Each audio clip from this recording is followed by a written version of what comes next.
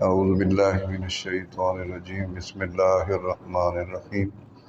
السلام علیکم ورحمۃ اللہ وبرکاتہ۔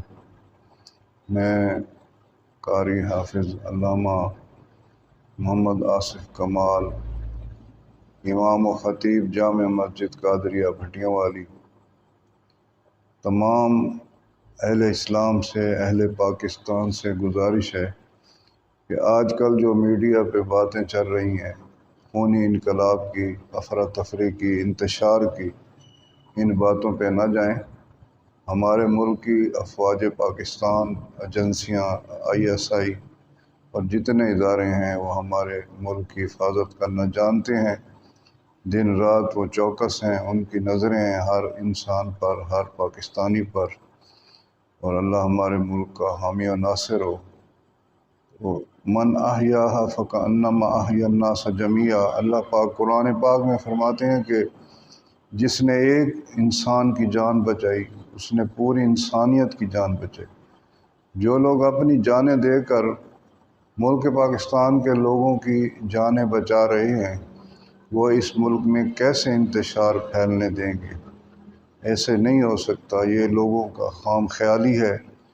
ہمارے ملک کی پاک فوج، تمام ادارے، ایجنسیاں، پولیس، رینجر، ISI سب انشاءاللہ ہمارے ملک کے چپے چپے کی حفاظت کرنا جانتے ہیں، اور ہمارا ملک انشاءاللہ تا قیامت قائم و دائم رہے گا۔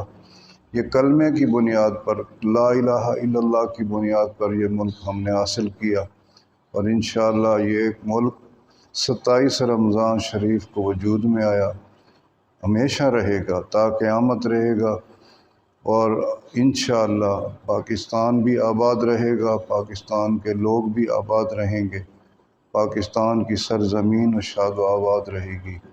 کوئی ہمارے ملک کی طرف ہماری افواج کے ہوتے ہوئے کوئی ہماری ملک کی طرف میلی آنکھ سے نہیں دیکھ سکتا۔